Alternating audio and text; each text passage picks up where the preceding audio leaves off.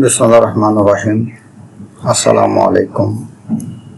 Global course structure Hindustan বা ভারতে diploma in engineering refrigeration and air conditioning RSA। ভারতের refrigeration and air conditioning RSA engineering A diploma কোর্সটি সাধারণত 3 বছর বা 6 সেমিস্টার মেয়াদী হয়ে থাকে। এটি all India council for technical education বা AICTE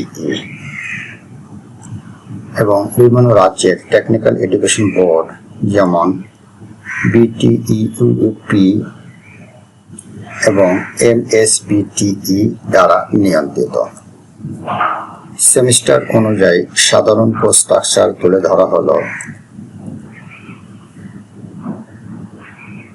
প্রথম সেমিস্টার দুটি পর্বে বিভক্ত। প্রথম পর্ব এবং দ্বিতীয় পর্ব। প্রথম বছর শুরু হবে ফাউন্ডেশন। প্রথম বছরটি সাধারণত ইঞ্জিনিয়ারিং এর মৌলিক বিষয়গুলোর উপর গুরুত্ব দেওয়া হয়। এর মধ্যে উল্লেখযোগ্য বিষয়গুলো হলো অ্যাপ্লাইড ম্যাথমেটিক্স 1 and 2। এর মধ্যে যেগুলো পড়বে সেগুলো হচ্ছে ক্যালকুলাস, ত্রিকোণমিতি এবং বীজগণিত, অ্যাপ্লাইড ফিজিক্স অ্যান্ড কেমিস্ট্রি।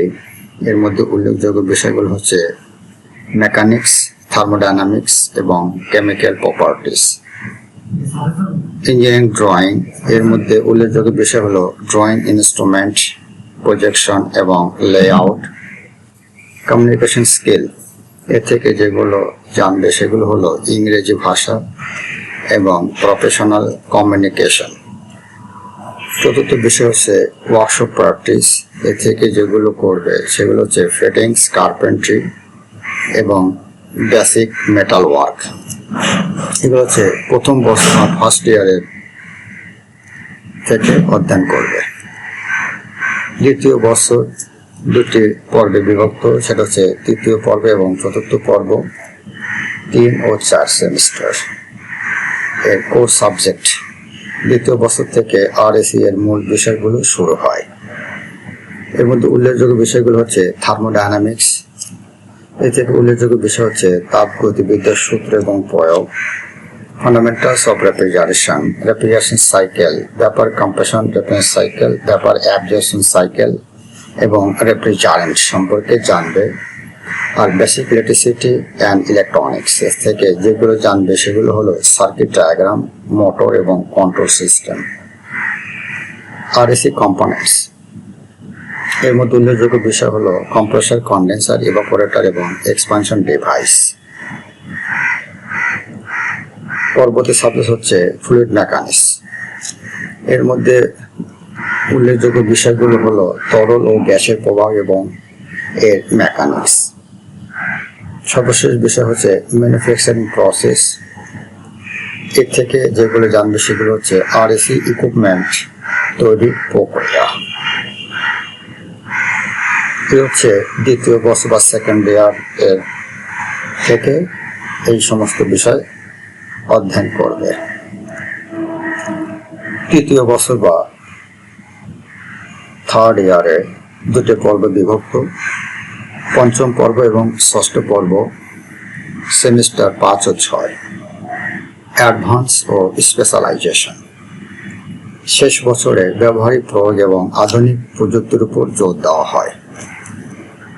যে সমস্ত বিষয়ের উপর জোর দেওয়া সেগুলো হচ্ছে এয়ার কন্ডিশনিং সিস্টেমস। এর মধ্যে উল্লেখযোগ্য বিষয়গুলো হলো উইন্ডো, স্প্লিট, সেন্ট্রাল AC এবং প্যাকেজ টাইপ AC। সাইকোমেট্রি, বাতাসের আর্দ্রতা এবং তাপমাত্রা নিয়ন্ত্রণের বিজ্ঞান। Cold storage and food preservation, বাণিজ্যিক হিমায়িত সংরক্ষণ ব্যবস্থা। Maintenance and trouble shooting, RSE system মেরামত এবং রক্ষণাবেক্ষণ। এনার্জি ম্যানেজমেন্ট বিষয় হচ্ছে, এর উল্লেখযোগ্য বিষয় হলো এনার্জি অডিট এবং সাশ্রয়ী প্রযুক্তির ব্যবহার।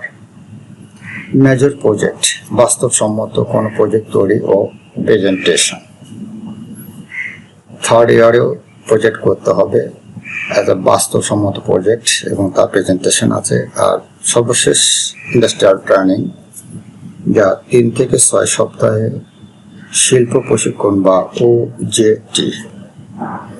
এ হচ্ছে হিন্দুস্তান বা ভারতের refrigeration and air conditioning diploma ইঞ্জিনিয়ারের জন্য ও সাবজেক্ট এবং সিলেবাস সম্পর্কে ধারণা।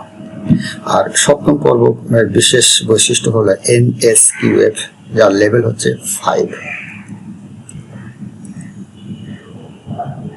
ব্যবহারিক দক্ষতা, ল্যাবরেটরি এবং ওয়ার্কশপ প্র্যাকটিসের উপর 50 থেকে 60% গুরুত্ব দেওয়া হয়। সার্টিফিকেশন, 3 বছর শেষে ডিপ্লোমা ইন মেকানিক্যাল RAC বা ডিপ্লোমা ইন RAC ডিগ্রি প্রদান করা হয়। Career, technician, service engineer, HVAC designer বা এন্টারপ্রেনার হিসেবে কাজ করার সুযোগ।